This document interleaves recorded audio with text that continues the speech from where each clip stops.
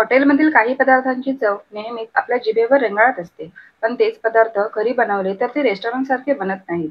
अनेकदा काही गृहिणी एखादा पदार्थ YouTubeवर बघून ट्राय करतात, पण त्याची ही चव हॉटेलातील पदार्थांसारखी येत नाही. हॉटेलमध्ये नेमकं काय साहित्य वापरतात, ते जेवणात कोणता मसाला वापरतात, मग मी तो वापरल्यावरही माझी ग्रेव्ही अशी का झाली, असे एक ना हजार प्रश्न आपल्याला पडतात. पण हॉटेलमधील शेफ वापरत असलेल्या स्वयंपाकाच्या टिप्स आणि आम्ही तुम्हाला देणार आहोत.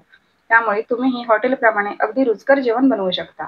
1. दही चांगले घट्ट लागण्यासाठी कोमट दुधात दही घातल्यानंतर त्यात हिरव्या मिरचीचे 3 किंवा 4 देठ टाकावेत. त्यामुळे दही घट्ट लागते. मिरचीच्या देठात एन्झाईम नावाचा घटक असतो. त्यामुळे दही घट्ट होते. 2. डाळ मखनी बनवताना काळ्या उडदाची अख्खी डाळ वापरावी. ती कमीत कमी 7 ते 8 वेळा धुवून भिजत घालावी. यानंतर ती डाळ न धुता शिजवा. त्यामुळे डाळीला विशिष्ट चव येते. 3. बिर्याणी, डाळ तडका या पदार्थांना स्मोकी फ्लेवर असला तर त्याला छान टेस्ट येते. यासाठी बिर्याणी, डाळ तडका झाल्यानंतर एका वाटीत जळता कोळसा घ्या. त्यात 2-3 लवंग आणि 1 टीस्पून तूप कोळशावर टाका. त्यानंतर घट्ट झाकून ठेवा. त्यामुळे 3 ते 4 मिनिटात मस्त स्मोकी फ्लेवर येईल. 4. हिरव्या भाज्यांमध्ये क्लोरोफिल नावाचा घटक असतो. अनेकदा भाजी शिजवताना भाज्यांचा हिरवा रंग निघून जातो. त्यामुळे या भाज्या शिजवताना 1 टीस्पून खाण्याचा सोडा टाकावा. त्यामुळे हिरवा रंग तसाच राहतो. तसेच हिरव्या भाज्या शिजवताना कधीही झाकण ठेवून शिजवू नये. 5. लसूण सोलणे हे सर्वात अवघड काम समजले जाते. मात्र लसूण पटकन सोलण्यासाठी ते 1 मिनिट ओव्हनमध्ये गरम करा. त्यानंतर एका घट्ट झाकणाच्या डब्यात घालून जोरात हलवा.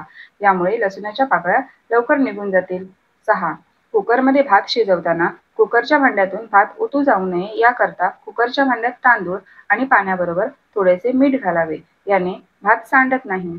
7. पदार्थात जर मीठ जास्त किंवा कमी झाले असेल तर लिंबू घालावा. चवीत फरक नक्कीच जाणवेल. 8.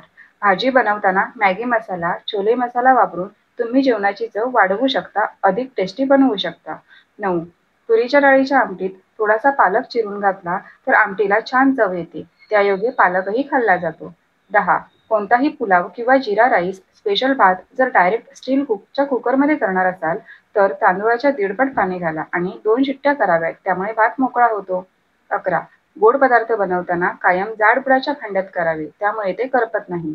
12. खसखस बारीक वाटायची असेल तर 15 मिनिटे आधी पाण्यात भिजत ठेवा. 13. नूडल्स मोकळे होण्यासाठी शिजताना त्यात 1 ते 2 थेंब तेलाचे टाकावेत आणि शिजल्यावर गरम पाण्यातून निथळून घेऊन थंड पाण्याखाली ठेवावे. 14. बटाटे लवकर उकळवण्यासाठी 15 ते 20 मिनिटे पाण्यात भिजत ठेवा. या ट्रिकने बटाटे लवकर उकडतील. 15. इडली पात्रातून काढायच्या आधी त्यावर थोडेसे गार पाणी शिंपडावे. त्यामुळे इडल्या इडली पात्रातून पटापट निघतात. 16. कधीही काजू कोणत्याही फोडणीत किंवा तेलात, तुपात तळायचे असतील तर मंद गॅसवर तळावेत. फास्ट गॅस फ्लेमवर करू नये. 17. गुळाच्या पोळ्या करताना पिठात थोडे डाळीचे पीठ मिक्स केल्यास पोळी भाजताना गूळ वितळून पोळी बाहेर येत नाही आणि पोळ्याही व्यवस्थित होतात. 18. भेंडीच्या भाजीत 1 चमचा दही मिसळावे. या उपायाने भेंडीची भाजी चिकट होत नाही. 19. घरात पीठ जास्त असेल तर ते व्यवस्थित साठवणं गरजेचं आहे. अन्यथा काही काळानंतर पीठ जुनं होऊन त्याला वेगळा वास येऊ लागतो.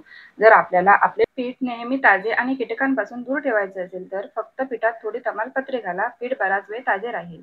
20. अनेकदा घरात सलाद कापलेला ठेवलेला असतो. हे चिरलेले सलाद फेकण्याऐवजी मिक्सरमध्ये थोडेसे जाडसर बारीक करून पिठात मिसळावे.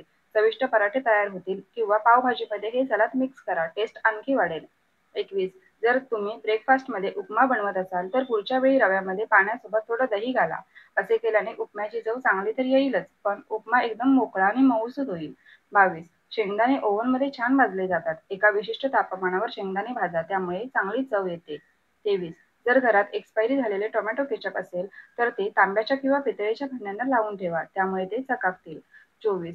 सफरचंद कापले तर ऑक्सिडेशन रिॲक्शनमुळे ते काळे पडते. त्यामुळे सफरचंद कापल्यानंतर त्यावर लिंबाचा रस किंवा व्हिनेगर लावा. त्यामुळे ते काळे पडणार नाही. सॅलड करताना ही टिप नक्की वापरावी. 25. जैन जेवण बनवताना कांदा किंवा लसूणचा वापर करता येत नाही. त्यामुळे जैन जेवण चविष्ट बनवण्यासाठी ओवा आणि हिंगाचा तडका द्या. जेवण हॉटेलसारखे टेस्टी होईल. 26. भजी किंवा पुऱ्या तळल्यानंतर तेल काळे होते. ते पुन्हा वापरात येत नाही. अशा वेळी थोडा शिजवलेला भात त्या गरम तेलात घालावा. त्यामुळे तेलाचे काळे कण भाताला चिकटतात आणि तेल स्वच्छ होते. 27. छोले भटुरे करतेवेळी भटुरेचे पीठ मळताना मैद्यात थोडा उकडलेला बटाटा कुस्करून टाकावा. त्यामुळे भटुरे छान फुगतात आणि मऊ राहतात. 28. अनेकदा आपण कडधान्य भिजत घालायला विसरतो, पण जर तुम्ही कडधान्य भिजत घालायला विसरला असाल तर ते शिजवताना त्यात थोडा सोडा घालावा. 29. पावसाळ्यात अनेकदा मिठाला पाणी सुटते. यावेळी मिठाच्या बरणीत थोडेसे तांदूळ टाकावे, त्यामुळे मीठ मोकळे राहते. 30. काजू, बदाम, अक्रोड भाजून थंड करून हवाबंद बरणीत ठेवा. त्यामुळे ते खवट होणार नाहीत, तसेच ते कडक राहतील. 31. भाजीची ग्रेव्ही घट्ट होण्यासाठी कांदा भाजते वेळी त्यात 1 चमचा बेसन पीठ टाका. त्यामुळे ग्रेव्हीला छान स्वाद येईल.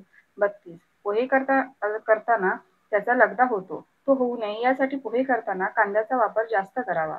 जर आपण 2 वाट्या पोहे घेतले तर 1.5 वाटी कांदा वापरावा, म्हणजे पोहे चिकट होणार नाहीत. 33. कोणताही गोड पदार्थ तयार करताना त्यात चिमूटभर मीठ टाका. त्यामुळे चव आणखी छान होईल. 34. कडधान्य पदार्थांमध्ये वर्तमानपत्रांचे तुकडे घालून ठेवावे. त्यामुळे वर्तमानपत्रावर असलेल्या शाईमुळे कीटक कडधान्याभोवती येणार नाहीत. 35. हिरवी मिरची जास्त दिवस टिकावी यासाठी त्याची देठ काढून एका डब्यात भरून त्यानंतरच ती फ्रीजमध्ये ठेवावी. त्यामुळे मिरची जास्त दिवस टिकते. 36. अद्रक लसूण पेस्ट तयार केल्यावर त्यात 1 चमचा तेल टाकून मिक्स करावे आणि फ्रीजमध्ये ठेवावे. यामुळे पेस्ट खूप दिवस टिकते. 37. डाळी साठवून ठेवताना त्या पोत्यात सुकलेल्या कडुलिंबाचा पाला ठेवावा. त्यामुळे त्या ठिकाणी कीड लागत नाही. 38. बेकिंग सोडा वापरून झाला की लगेच तो फ्रीजमध्ये ठेवावा. त्यामुळे पदार्थ छान फुलून येतो. 39. लिंबाचा रस जास्त निघण्यासाठी त्याला थोडा वेळ गरम पाण्यात ठेवावे. 40. बेसनाचे लाडू आवडतात, पण खाल्ल्यानंतर पोट जड होते. त्यामुळे लाडू बनवण्यासाठी बेसन भाजताना तुपात 1 चमचा हळद भाजून घ्या. त्यानंतर बेसन घालून परतून घ्या. असे केल्याने बेसनाचे लाडू खाल्ल्याने गॅस होणार नाही. नेक्स्ट व्हिडिओ उद्या दुपारी 1 वाजता आपल्या सायली क्रिएशन चॅनेलवर. Please like, share and subscribe. धन्यवाद.